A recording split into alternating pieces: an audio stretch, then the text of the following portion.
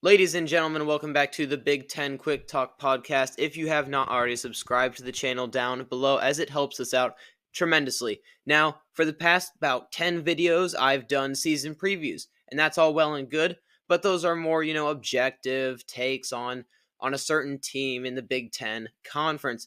I want to do more of an opinion piece in this video and talk about a certain sportscaster. This is why you clicked onto the video. Mr. Paul Finebaum. Mr. Finebaum has been on God's green earth for about 70 years. He has been in the industry, as I would say, the sports casting world since about 1984. And he has been at ESPN doing his show on the SEC network for a very long time. So this is a guy that's been around, and recently he has just not been like himself, I would say. I think he was usually pretty good, but very recently he has not been a guy that deserves a spot at ESPN, in my opinion. And we will dive into that into today's video. Before I do that, though, I would like to say Mr. Paul Finebaum has been, like I said, a staple in this industry for a long time. He's well respected. I respect him as a person, as a sports author, columnist, and television radio personality. And to be honest, he's done far better than me. So there's only so much I can say. But we're going to address some of his comments that he's made over SEC and Big Ten media days, primarily focusing on the ones recently. And with that out of the way, let's dive right in. Okay, so we're going to be talking about two clips that Paul Finebaum has gone semi-viral on, starting with this clip of him talking about head coach Ryan Day of the Ohio State Buckeyes. This has really gone viral. I just wanted to address it because I hate the Ryan Day slander that happens. Yes, Ryan Day should 100% have to beat Michigan. But if he loses to Michigan, should he be fired? Absolutely not, especially if they go on to make the college football playoff and go deep in it. All right, let's listen in to what Mr. Finebaum has to say. Just to preface this, it starts with the question, who will perform better, Oregon or Ohio State? He moves off of it rather quickly, as you'll see.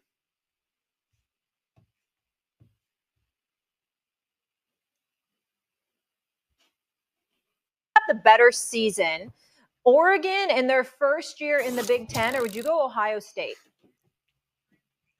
I think you have to go Ohio State because of their talent. Now, I think the one deficiency they have is the guy we just heard from, Ryan Day. He's yet to prove very much to me, other than he can put a gaudy record up with some of the best talent in the country and still.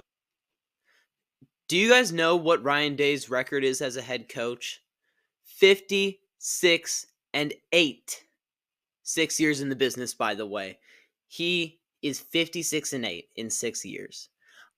I'd say that's pretty good. That's like Nick Saban level good. If you're just talking about the records, I'm not saying the two are the same. Nick Saban won the big games so far. Ryan Day has not. I'm not saying that Ryan Day can't win the big games, because I think he can. This coming year, I think that they'll get to the national championship game. I think they will beat Michigan. And to be honest with you, Ryan Day is a very good head coach. I might even say he's elite. But to just say that he hasn't proven to you much except put up a gaudy record and lose big games is just flat out wrong. The teams that he's playing, Penn State, beating them every year. They are a top 10 team almost every year. He's beating Iowa. He's beating Wisconsin. These are teams that are very good teams. And Maryland's been good as of late as well. So let's keep listening. Managed to blow some of the biggest games of the year, but Oregon. Real quick here. Stephen A's face says it all right here. If you actually zoom in on his face, that's the face I was making listening to Paul Finebaum. And it's the face I was making in the Matt Rule clip, which we will address later, so stick around for that. But, I mean, that face says it all right there. Probably is the team you have to be careful about. Dan Lanning is an excellent coach. They have Dylan Gabriel He at goes on to quarterback. talk about Oregon. And they also have Ohio State at home.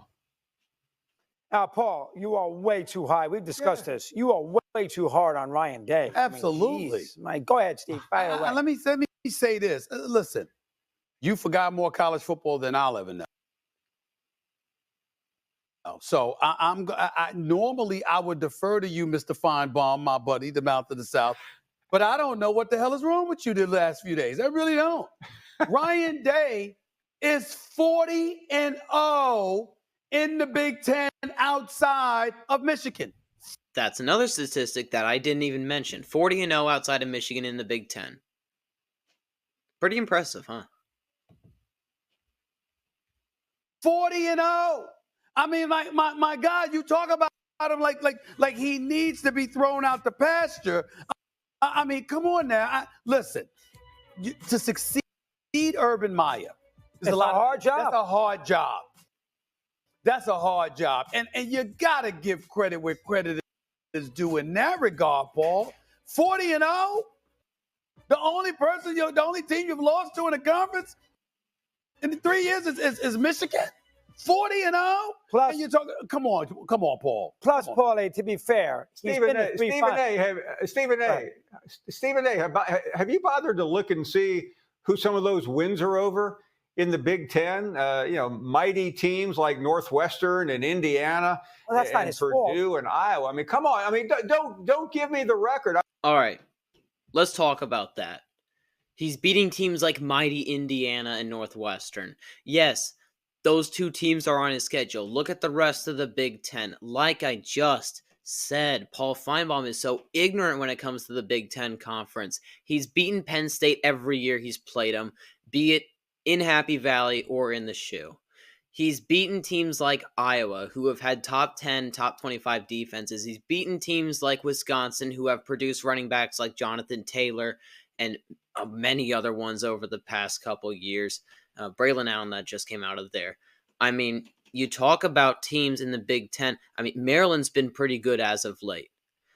Yes, the Big Ten West hasn't been great.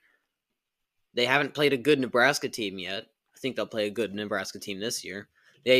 Purdue's been up and down. I think when you go back a couple years, Purdue was pretty solid. I mean, sure, when you're comparing it to the SEC, who is pretty loaded when it comes to football, yeah, it's not going to look as great. But if Ohio State was in the ACC, if Ohio State was in the Big 12, they'd be making the same jokes. They'd be saying the same things. They'd be saying, oh, look who they play. Look who they play. They say that about every team that doesn't play in the SEC. I'm sorry, not everyone can stand up to your lofty expectations and not putting a schedule in there that is just murder's row. They played Notre Dame last year. They scheduled a hard non-con. They've scheduled hard non-cons a lot of the time. A lot of the time. And I mean, you go back to the home and home against Oregon. A lot of the time, they've scheduled hard non-cons. I really need. Let's just keep going. I mean, of all people, getting caught up on numbers. I mean, the Dallas Cowboys have great numbers too. That is such a dumb argument.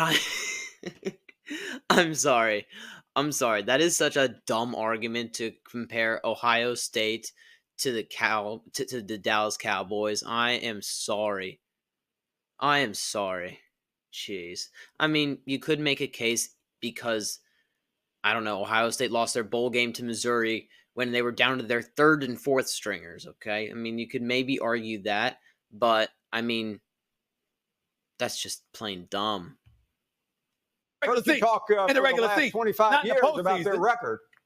Not in the postseason. Well, and that's you raving about how Ohio State looked against Georgia? No, that was I know me they lost that doing game. that. And I mean, this is the reason why I don't watch First Take anymore. They interrupt each other. They get too loud for me. But y'all see the point when it comes to this. It's just a ludicrous argument that Paul Finebaum is making. And I saw him where I'm not going to pull up the clip because we'll go down a rabbit hole. But Paul Finebaum was at it again with Ryan Day, saying that he could and should be fired if he loses his 4th straight game to Michigan. And I mean, I am sorry. Let's play that out. Let's say that worst case scenario. Let's say that they lose to Michigan and they lose to Oregon. That is still a 10-2 team that's going to get probably the 6th seed, maybe even the 7th seed in the college football playoff, have a home college football playoff game against a team like Ole Miss, possibly a second Big 12 team, possibly other teams that they'll probably win. And then, worst case scenario, they'll be out in the 2nd round. That's still a successful season. You still won a college football playoff game. If you're going to say the worst scenario, they go 9-3, don't make the college football playoff, whatever. But when it comes to just playing Michigan, let's say they lose to Michigan and go 11-1, they'll still be in that Big Ten championship game. Let's assume that they win that. They'll still, they'll have a bye. They'll win a couple college football playoff games. I mean, come on, man. All right, let's get to the next clip. I could go on for another half hour about Paul Finebaum and his unrational hatred of Ryan Day. But we have to get to this next clip where Paul Finebaum tells Matt Rule to stay in his lane. Find out here. But first, if you have not considered subscribing to the channel, I would greatly appreciate it. We are halfway to our summer goal. Our summer goal is to hit 500 subscribers. Help me do that right now by subscribing and liking and getting the video out in the algorithm, and maybe do some peer recruiting yourself. Tell a couple friends about the channel. I've done I think about 9 or 10 season previews for teams in the Big Ten Conference. If you know an Iowa fan, you know a Nebraska fan, if you're an Ohio State fan, Oregon fan, you name it, I've probably done it here on this channel. So go ahead and share the channel around if you haven't already. So let's get into what Paul Finebaum said about Nebraska and head coach Matt Rule. All right, so this next segment here kind of got me riled up because everything about this segment was a bunch of untruths about the head coach at Nebraska, Matt Rule. Matt Rule, I think, is a very credible guy. He demands respect, and he is an awesome head coach at Nebraska, and I think he will turn them around and make them a better program. We can get into that a little bit later in a different video if you guys want, but let's just dive right in here. I got no other words but to dive right in. And I'm going to have you notice first, this isn't all Paul Finebaum's fault. The question asked to him by Mr. Greeny here is just blatantly wrong. Let's listen in here and then I'll explain. Head-to-head that early in the season. I want you to hear, I cannot wait to hear Paul's reaction to Nebraska's coach, Matt Rule, who yesterday said that he believes the newly constructed Big Ten should have guaranteed bids to the playoffs. Notice that word there. He said guaranteed. He was quoting Matt Rule. Listen to this. I think 4 teams from this league should get in every year because this is the best league. This is the NFL of college football in my mind. It stretches from coast to coast, different time zones, different weather. That's not to diminish any other league. The SEC is amazing. These other leagues are great, but the challenge in the Big Ten is going to be really difficult. Now let's address the quote that Greeny said, which was blatantly wrong.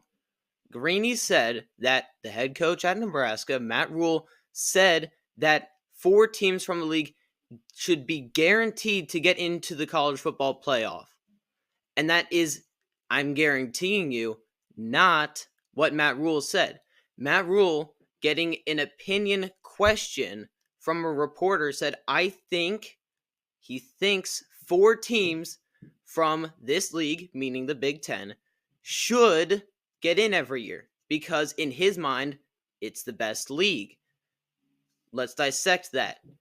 There's really not that much to dissect, actually. This is an opinion that Matt Rule stated, and it is not that far from the truth. You can see 4 teams getting into the college football playoff from the Big Ten Conference this year. I'll give you an example. Let's say Ohio State beats Oregon in the Big Ten champion. Ohio State's the auto bid, number one. Number two is going to be Oregon. Oregon's going to be a 5-6 seed. Number three, Penn State. Excuse the gap there. Penn State has an awesome season, goes 11-1. We'll get in as about a 7 seed. Michigan. Maybe Michigan goes 9-3, 10-2. They would get in as an 11 seed. That's a perfectly fine scenario. Maybe a team like Nebraska comes out and just shocks everyone. Maybe a team like Wisconsin comes out and shocks everyone, gets in ahead of Michigan. But that is a perfectly fine statement to make.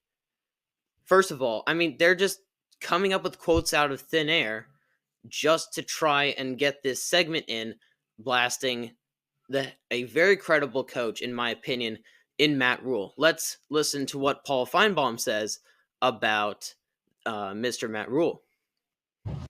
So he says the Big Ten should just automatically get 4 teams in the playoff. Paul, what do you think? All right. Again, another untruth. Greeny says, and again, this isn't Paul Finebaum's fault. I don't know if he has a reason and can reason around this from the quote, but Greeny does ask him, should there be 4 guaranteed teams that go there to the college football playoff? Just the way Greeny says this makes him look extremely dumb. Extremely dumb.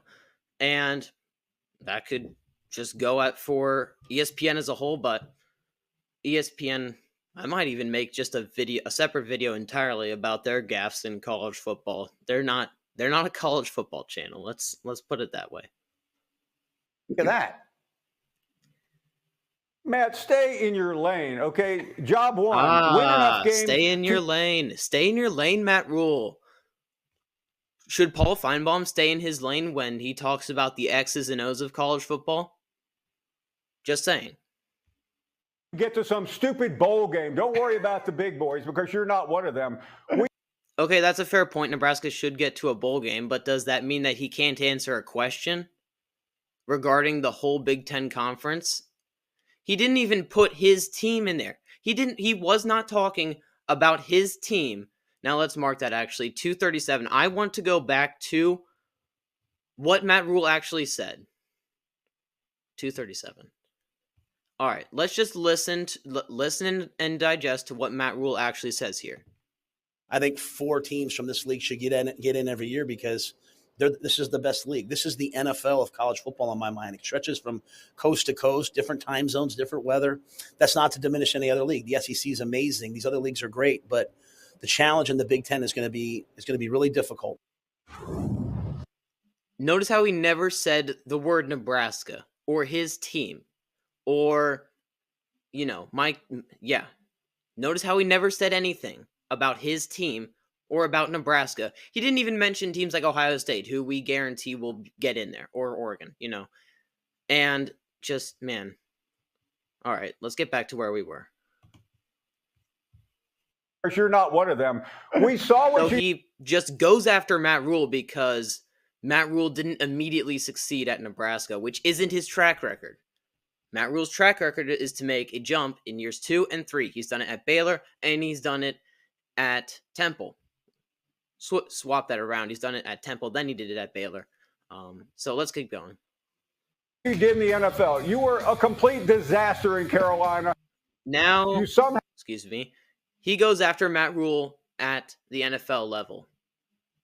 I hate it when people do, just how I hate it when people go after Ryan Day because he wins a lot, basically, and loses to Michigan. And that means he should be fired, right? It's just illogical. It's illogical that you say, oh, because Matt Rule didn't take the cursed Carolina Panthers to a Super Bowl means that he's just going to be a terrible head coach at Nebraska. There was a lot of pundits out there implying that at some point or another, but Paul Finebaum openly says it here because he didn't take the cursed Carolina Panthers to the playoffs or whatever. And I thought he did okay with the Panthers. I mean, they have freaking David Tepper as their owner. I mean, what can you expect from him? And let's just take this out. I promise I won't make this a 10-minute long tangent here, but we cannot, if we go back to all the head coaches that failed in college and succeeded at the pro level, or all the coaches that failed at the pro level but succeeded at the college level, and just, I mean, there would be too many names. I'm going to be honest with you. There are the headliners. Nick Saban. Nick Saban failed out with the Dolphins. I'm sorry. Correction, didn't fail out, but he didn't do great with the Dolphins. And he comes back to college, and he's now considered the best head coach of all time. And I could go on if I wanted to, but honestly, that's another tangent. Other things that a coach in college has to do. They have to be able to recruit both out of the transfer portal and out of high school. High school recruiting, one of the biggest things a head coach can do is succeed at high school recruiting, and nowadays the transfer portal. And I might add, there is a lot more variety in the type of offenses and defenses that a head coach has to scheme for. For instance, the Big Ten. You have to scheme for USC's high-flying offense, and next week you have to go scheme for the Rutgers ground game, where they will run the ball 60,000 times right down your throat. And you have to be able to recruit players to do such things and to be able to adapt and whatnot. And at the pro level, you have your cookie cutter stadiums, you have your cookie cutter offenses, and it's great, and we love Sundays for it. I'm not slandering the pro level, but leading back to the point about Matt Rule and all this, you can't judge a head coach that had 2-3 years to take an atrocious Carolina team to the promised land and just say, oh, that means he's going to be bad at Nebraska, especially when you see his actual college tenures. First one at Temple, 3 years, went from 1-11 to beating Penn State his third year, his alma mater. Let's look at Baylor, coming off of a scandal, made sure that, and Baylor is still reaping the benefits of Matt Rule, to an extent, So I think that when you judge Matt Rule, you have to judge him based off of his previous college stops and not because of his stop at Carolina. Let's listen in some more. Nebraska, and you're talking like you belong at the table with Ohio State and Georgia. You don't. Just try to win maybe 6 games. Quit choking big games on the final play and leave the punditry to the professionals. Thank you. Wow. That's all I got to say about that. Wow. Paul Finebaum there takes media days, ironic because he's a member of the national media, completely out of context. Matt Rule was asked a general question about the Big Ten Conference, and he said that. And he said what he said, and we've gone back through it many times. If you want to go back to the video and watch it again, be so inclined. I mean, Matt Rule gives his praise to the SEC and all the other conferences, but he coaches, in the Big Ten Conference, and he thinks that it is the most suited toward the NFL. I mean, that's an opinion. I think that there are certain facets to the Big Ten Conference that suit themselves and make their players better equipped to handle the NFL. You can't tell me that Green Bay, who's going to play in a ton of winter games, is going to want a Big Ten offensive lineman rather than a SEC lineman that's only played in the sun all day. So stuff like that. But that, honestly, that's another video for another topic. And honestly, this video is getting too long to keep running into tangents. I'm going to be perfectly honest with you. Let's listen a little bit more. This video's got about 2 minutes left.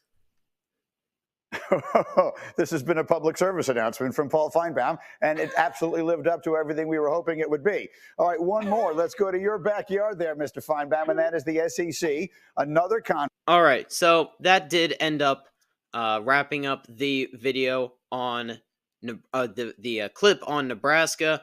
Paul Finebaum absolutely, by national media, quote unquote, put Nebraska in its place, unquote, with Matt Rule.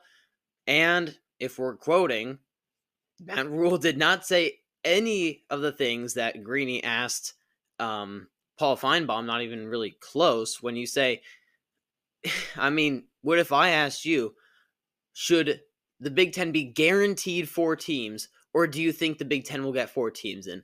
It's a completely different question. And let me know in the comments how y'all feel about Paul Finebaum. I personally respect him as a member of the national media, and he gets a lot right when it comes to the SEC personally. I think he's too high on Texas, personally. I don't listen to a whole lot of him, but when he talks about the Big Ten in my conference, I do want to listen to it and see if he's gonna redeem himself. But he really doesn't when he talks about the Big Ten. He really knows just about as much as Stephen A. Smith and Mr. Greeny there on your screen. Thank you guys so much for watching. If you have not already subscribed to the channel, if you like the video, comment your thoughts down below, and we will be diving into a whole nother chapter in the Big Ten Quick Talk podcast, so you don't want to miss it. So why I say subscribe, do everything you can to help support the channel. Consider helping me peer recruit. Go text 5 of your buddies this channel, and honestly, that's it for me. And I will see you guys in the next one. Peace.